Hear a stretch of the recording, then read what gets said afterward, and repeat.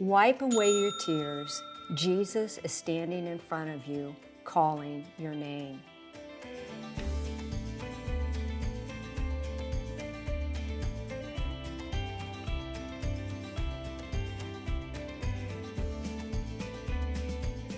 Do you ever think you are no good? From the Diary of the Wimpy Kid trilogy to Talladega Nights to Greyhound to Nashville, actor Grayson Russell has captivated audiences nationwide with his unique blend of country and southern rock. His song, Turned Out Good, has a message for those who think they've been through too much to be any good. This is his story. This is today's Nashville. This is faith. Grayson, I am so excited to sit down with you. Thank you for being on today's Nashville. Thank you for having me. I really appreciate it. You are busy. I try to be. And you're what, 26? 26, yes ma'am. You've been on film, television series, Yes ma'am. country music, and praising the Lord in church. Yes ma'am. All the above. Let's go back from the early beginning. When did you start acting? Okay, so I started acting, doing local car dealership commercials when I was 6. And then I had done that for, I guess, about a year. And somebody came in my mom's office and said, hey, there's this Will Ferrell thing in the newspaper. I think you should take Grayson to it. The only reason we went was because Dad went fishing and me and Mom were bored. That was it. I couldn't read, hadn't started the 2nd grade yet. And we... Well, did you like to act then, or? I liked it fine. I mean, I didn't, it was just, I get to go and dress up and say whatever they tell me to. And your mom thought Mom you'd would be perfect. Mom would get me a Game Boy game if I did it. I was like, okay. It wasn't something that my folks pushed me to do. She had gone to school with the guy who owned the car dealership. And they're just like, well, would Grayson want to come and be in a commercial? And so I did. And then the Talladega Nights audition came around. It was in the newspaper. And really, the only reason we went to it was because we were bored. Dad had a tournament he was going to go fish, and me and Mom had nothing else to do. Talladega Nights. And that was Talladega Nights. That was my first one. And so I went, auditioned. They called me back a couple weeks later, auditioned again. And they said, cool, report to Charlotte, North Carolina for 2 months. And I worked 55 days on that shoot. Got saved doing Talladega Nights. Well, you know, I read that you had a really hard time with that movie at the beginning. I did. Because you didn't want to what? I didn't want to cuss. I didn't want to use any kind of language. And for us, it was wild because we knew that nobody gets this opportunity. My folks didn't think it was going to be a real movie. It was just something to go to do on a Saturday. So this massive film lands in our laps. We know, okay, Lord, this has got to be from you, because it's certainly anything we were trying to do. But I had a lot of language, and I wasn't comfortable with that. Growing up in church my whole life, so with both my parents. And I got saved like the first weekend into like rehearsals or something like that. Well, tell me about that real quick, and we'll go back. Yeah. We were at Central Church of God in Charlotte. Pastor Loran Livingston's still the pastor there. And it was one of those Sunday mornings where like the whole family gets in a fight in the car, like on the way. And so like we come in late, we're rolling in on 2 wheels. This is 2005. We don't make it in time to get into like the main sanctuary, but they've got an overflow building with like a projector screen, which was new. I guess like that was before people had projectors. That was back when you actually like had to know the lyrics to everything, and it wasn't up on, the back wall. And it was a message out of Revelation. And I remember Loran saying, hey, we all come up and, if you feel led, come on up. And I sure did. I remember kind of getting out of it was a tan colored pew. There were chairs, and I remember, white knuckling a little bit and moving around and walking down there. And I remember the lady who was there to kind of lead me to the Lord asked if I could read, because she had her Bible there, and she was like, can you read? And I was like, a little bit.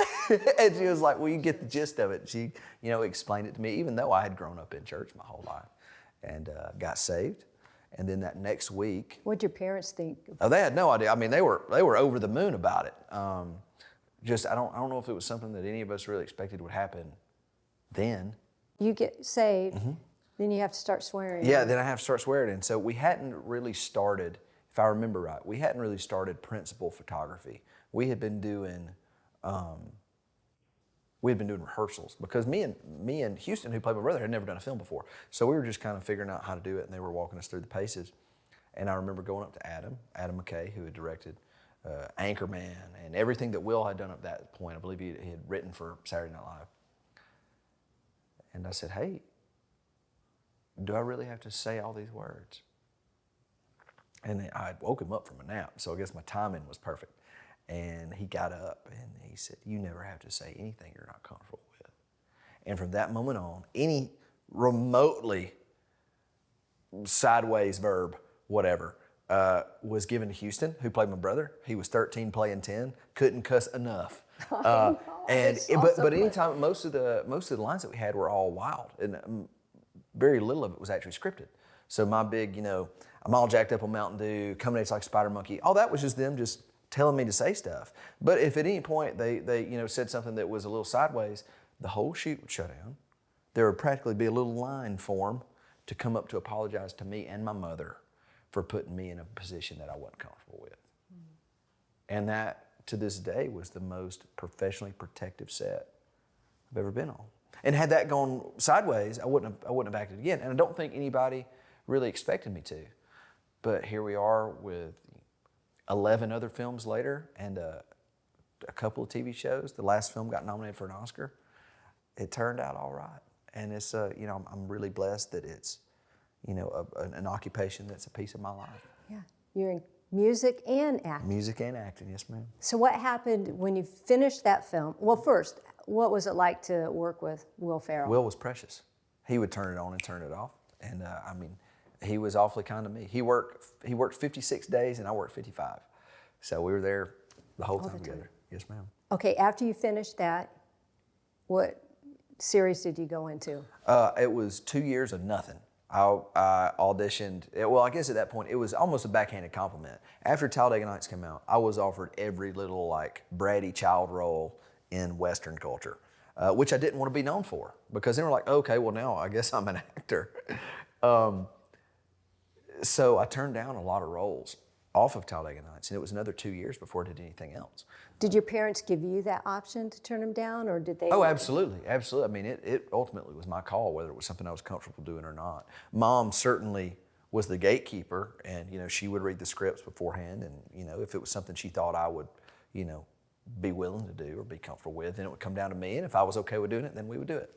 But it was 2 years before I did the next film. It was a movie called The Rainbow Tribe, and then it was another 2 years of nothing, and then I did Wimpy Kid movies, and then we were off to the races for the next 5 or 6 films, boom, boom, boom, boom, boom, for the next few years of my life. What was that like? Amazing. I'm still so incredibly close to a great portion of the cast, which isn't particularly common with film. You're around them for a couple months, and everybody goes their separate ways. But I've produced 2 singles for the lead.